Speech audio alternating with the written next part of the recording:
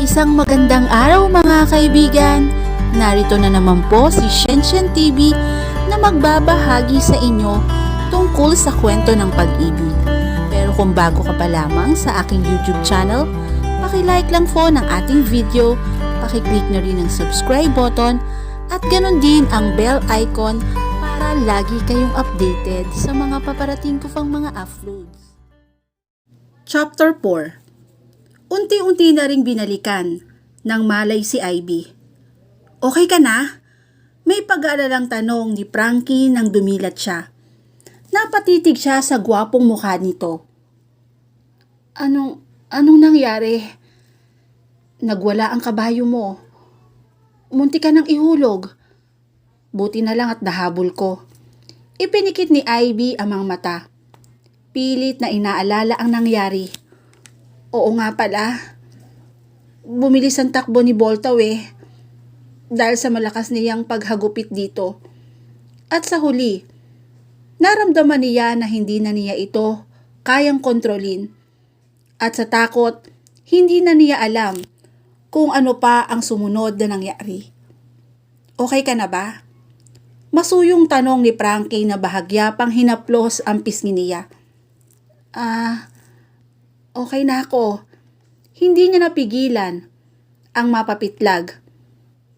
Kay init ng palad ni Frankie. Parang nakakapaso. Pero bakit masarap sa pakiramdam? Sigurado ka ba?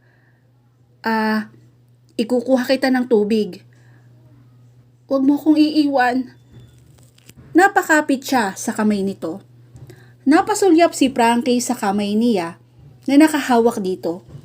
Dahan-dahan niyang nabawi ang kamay. Sige. Magpahinga ka na. Ninenervyos ka siguro, no? Napaupo na rin to sa tabi niya. Salamat. Nakayukong wika niya. Wala yun. Namagitan ng katahimikan sa kanila. Okay na ako. Maya-maya ay akmang tatayo ang dalaga. Sandali, baka mahilo ka.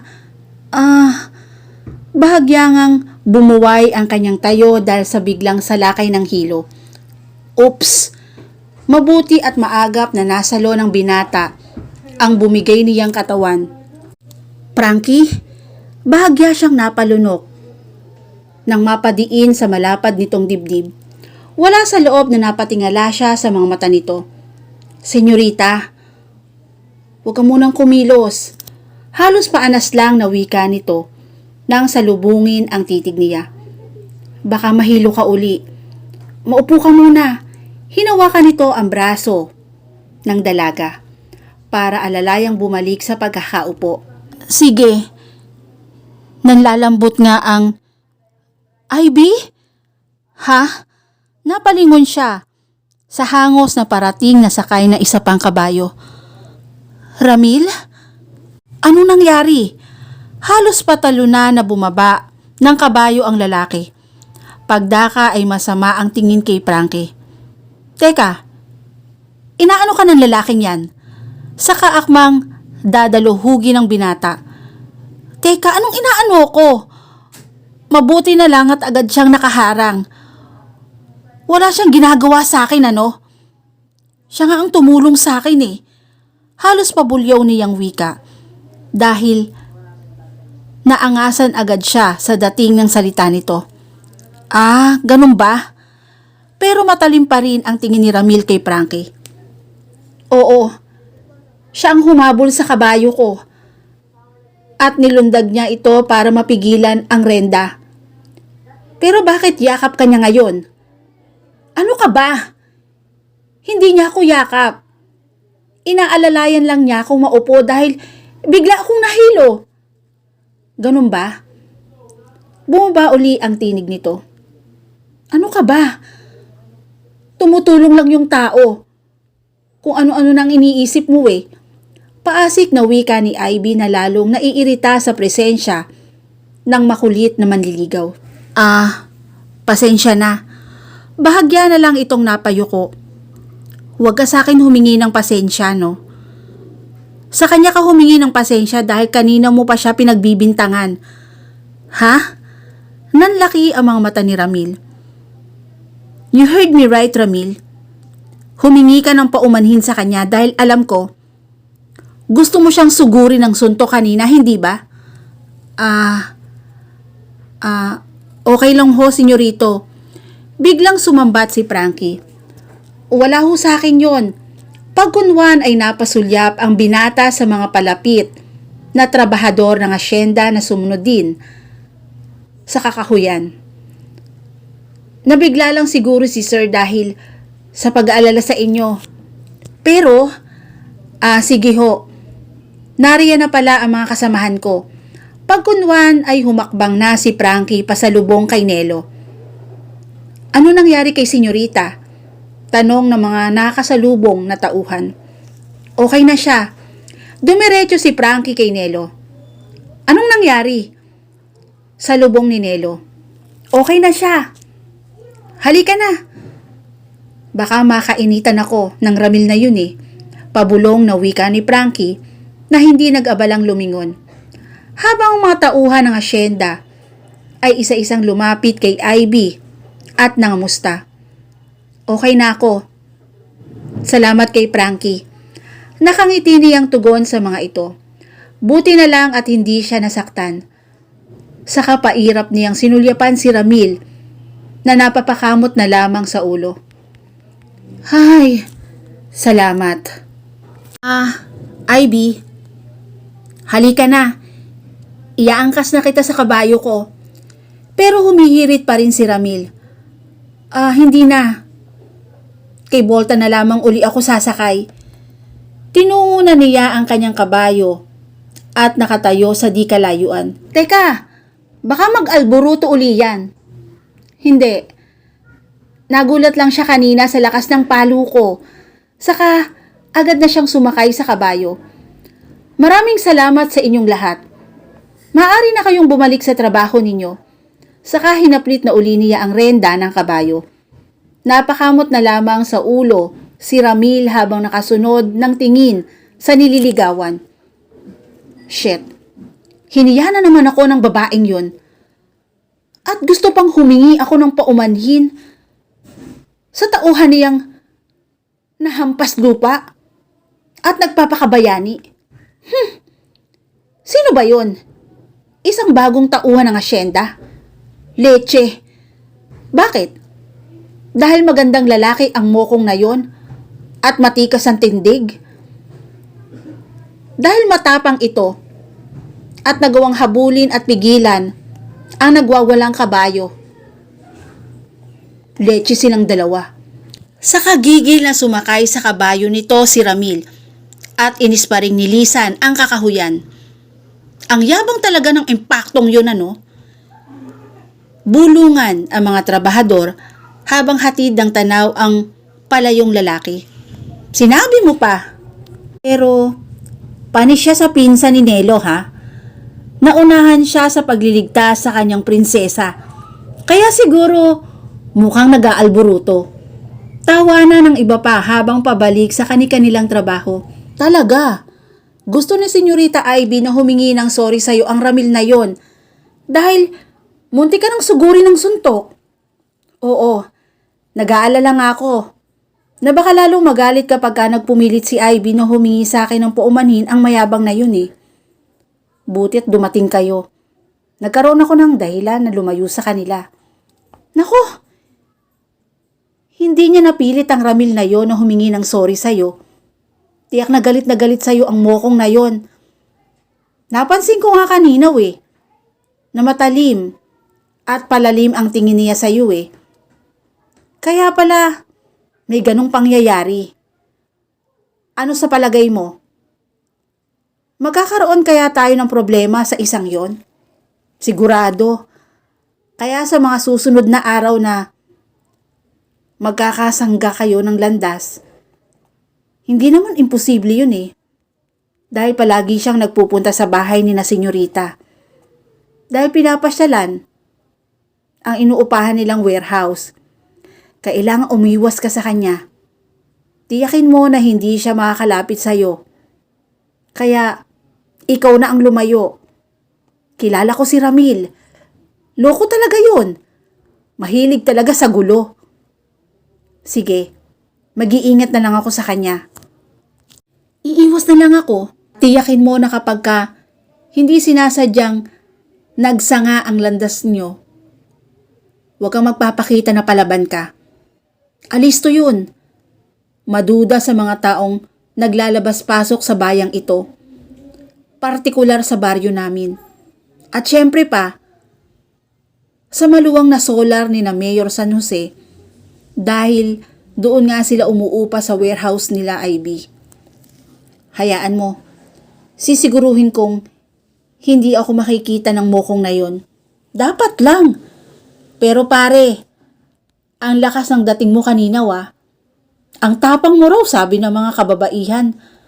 Nakasama natin. Hangang-hanga sila sa kaskisigan mo eh. Nagpakita ka pa ng tapang ha. Akalain mo, sabayan mo sa pagtakbo ang nagwawalang kabayo na yon at nagawa mo pang pigilan na tumalon ka.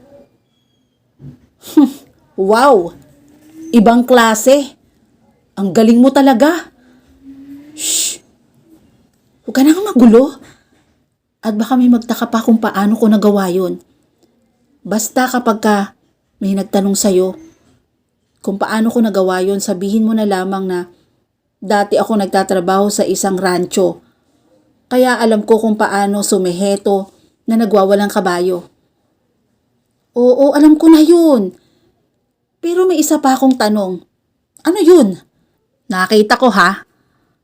Halos nayakap mo na nga si senyorita kanina habang magkaangkas kayo sa kabayo.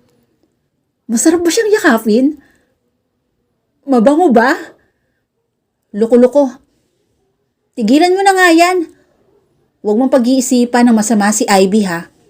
Uy, hindi ako nag-iisip ng masama, no? Ikaw ang inaalala ko. Baka nawala ka sa sarili mo nang mayakap mo siya. Sira. Hindi ako ganun ah. Saka, huwag kang maingay. Baka may makarinig. Umakyat ka na nga sa punong yun at baka hindi matapos ang pamimitas natin hanggang mamayang hapon. Opo. Tatawa-tawa na lamang na lumayo si Nelo sa kanya. Pinilit naman ni Frankie na libangin ang sarili. Inakyat niya ang isa pang puno na maraming bunga at pinitas ang mga bunga niyon. Pero totoo, ang bango ni Ivy ha. Ang lambot pa ng katawan. Parang sutla ang hipo ng balat. Ano kayang pinag-uusapan nila ni Ramil nang makaalis na ako? Tiyak na ang mokong na yon ang naghatid sa kanya. Hindi alam ni Frankie kung bakit may kudlit na panibugho sa kanyang puso nang maisip ang bagay na yon. Leche. Alamin mo nga kung saan galing ang Frankie na yon ha. Gusto kong malaman kung anong klaseng pagkatao ang kumag na yon. Paasik na utos ni Ramil sa isang tauhan nito. Hayaan mo boss, akong bahala. Teka, anong gagawin ko kapag nalaman ko na? Bobo, di sabihin mo sa akin. Oo boss, napakamot na lamang sa ulo si Merto. At siya nga pala, kapag natsyempohan ninyo, ang mga kasama mo, balasahin mo lang ng kaunti ha. Balasahin, ibig mong sabihin, oo, bigyan mo ng isang matindi. Gusto ko lang makita kung anong itsura niya kapag may mantsa ang gwapong muka. Pero, mild lang ha. Baka makarating kay Ivy na ako ang nag-uutos. Awayin ako. Sige boss. Akong bahala. Diyan ako maguling eh. Mapapatrobol siya sa amin na hindi halatang sinasadya ko lang. Mabuti. Aasahan kita sa bagay na yan ha. Oo, akong bahala. Kami na ni Temyong ang bahala. At ang sandaling kailangan ni Temyong ay agad namang dumating. Siya yung Frankie na tumulong kay senyorita kanina. Naninigurong tanong ni Merto sa isang tauhan ng asyenda. Oho, bakit ho nyo tinatanong? At anong pakialam mo? Lumayo-layo ka nga sa akin at baka mabigwasan kita. Oho. Hintakot na humakbang na palayo ang lalaki habang napapakamot sa ulo. Ano sa palagay mo? Mukhang malaki ang katawan ah.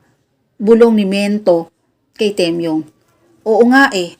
At magandang lalaki talaga ha. Kaya pala, nagugulo ang balahibo ni Bossing eh. Sinabi mo pa. At alakalain mo pa. Nakipaghabulan sa kabayo at tinalon pa rin ito. Para lang mapigilan ng pagtakbo. Aba, matapang ha. Malakas ang loob. At mukhang malakas. Napigil niya ang kabayo. Sa bagay, ang laki nga talaga ng mga muscle sa braso. At binti, ang laki pa ng katawan. Mukhang bato-bato talaga. Nagkatinginan ng dalawa. Ano sa palagay mo? Kayanin kaya natin na balasahin ang isang yon? Sa palagay ko, kinuha ni Merto.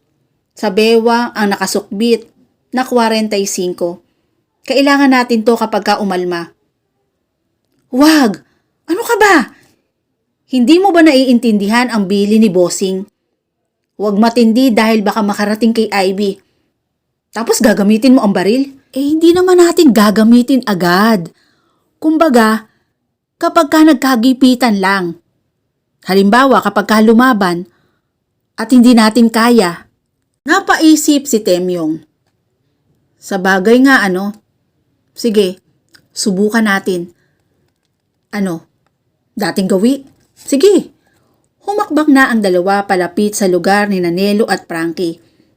Naabala sa pagkakamada ng mga mangga sa isang kaing para ikarga sa nakaparadang pick-up. Gumuwi si Temyong sa bandang likuran ni Frankie kung saan hindi ito mapapansin ng binata. Habang si Metro ay nakikipag-usap kunwari sa isang tauhan ng asyenda na abala sa pamimitas ng mga bunga at sa isa pang puno. Eksaktong binuhat na ni Frankie ang kaing ng mangga para isampa sa pick-up. Bumaling naman si Temyong sa gawin niya. Oops!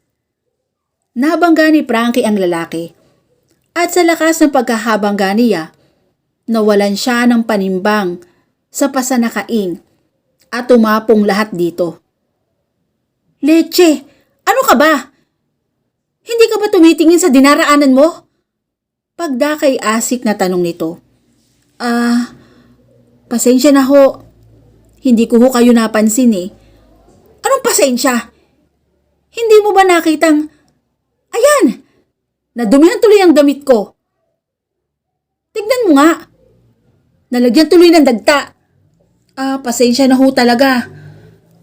Leche. Tatanga-tanga ka kasi. Hindi ho. Hindi ko naman ho kasi akalain na...